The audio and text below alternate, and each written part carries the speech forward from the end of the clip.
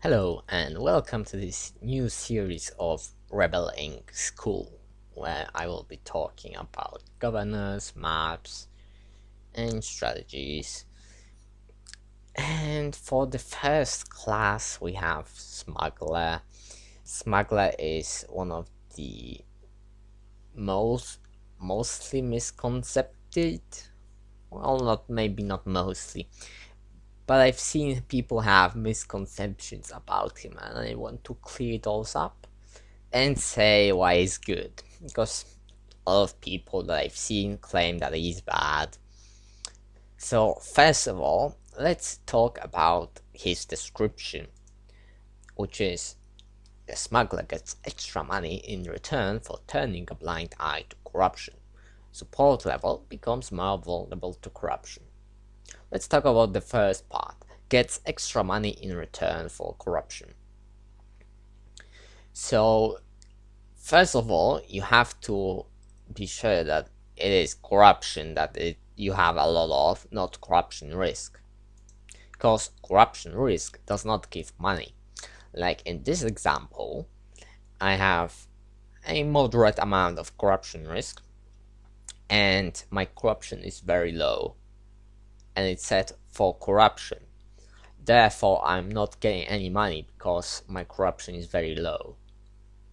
And if I have real corruption, then I get money. There's a difference between corruption risk and real corruption. Real corruption is this. Corruption is reducing your support level by 56%. My corruption risk isn't corruption, unless I'm playing on Mega Brawl. But basically, you only get money for having high corruption, not high corruption risk. So that is very important to know. You'd ideally want to keep your corruption risk at about 40%, at max 50%, to benefit the most and not lose all of reputation from this. Although 30% is still fair game of risk, not real corruption decrease. So then he has support level more vulnerable to corruption. You might think, okay, this is bad because I can't get any support with them. Well, there's a difference. This support level is actually global, not local.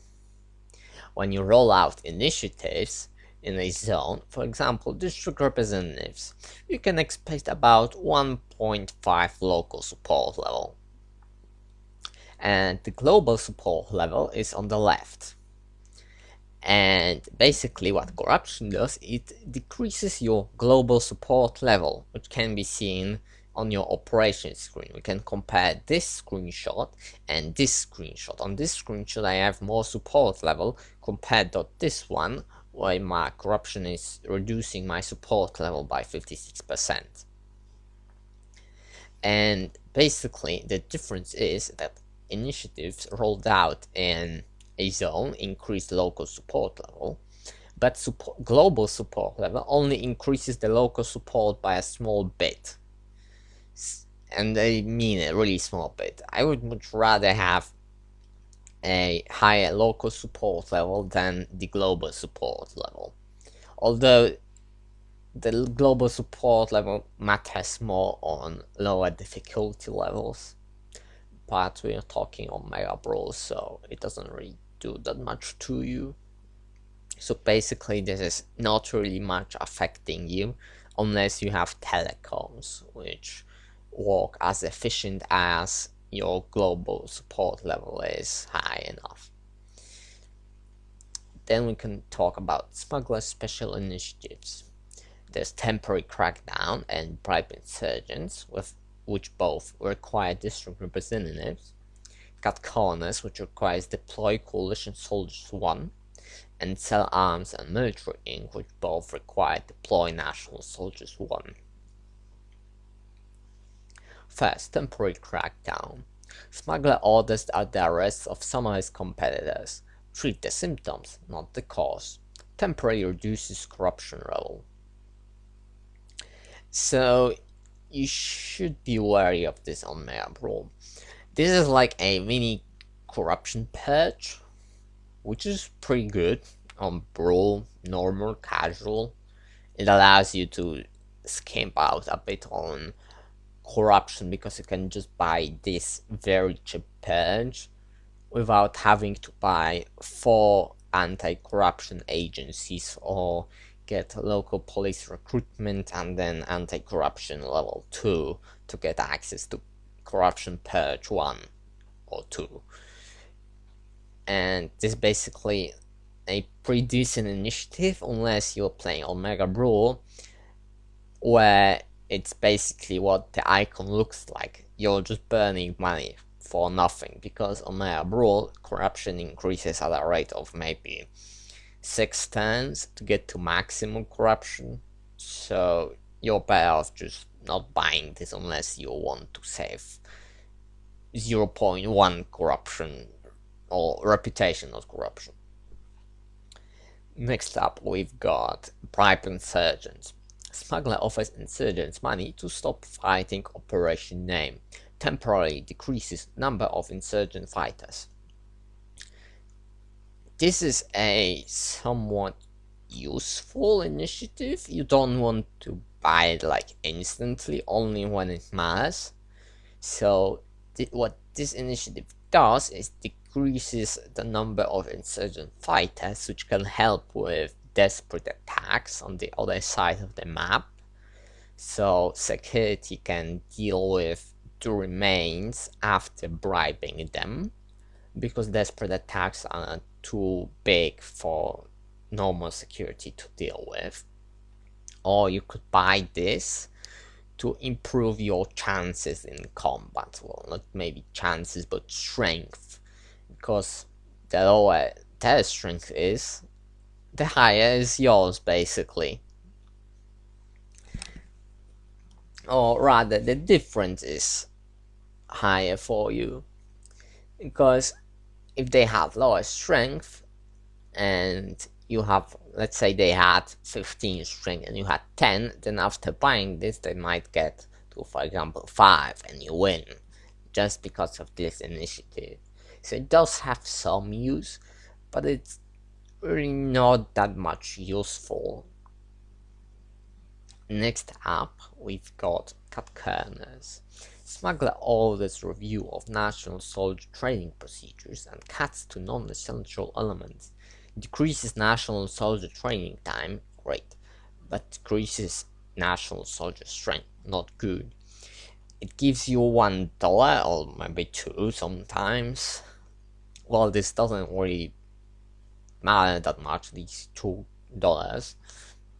What matters is that decreased national soldier training time is like half time, the usual one. So this is a really great initiative to get national soldiers really quick and rotate your coalition soldiers. So basically you can use the weak national soldiers for scouting or boy blocking, so zones take longer for takeover, because fighting slows down takeover speed.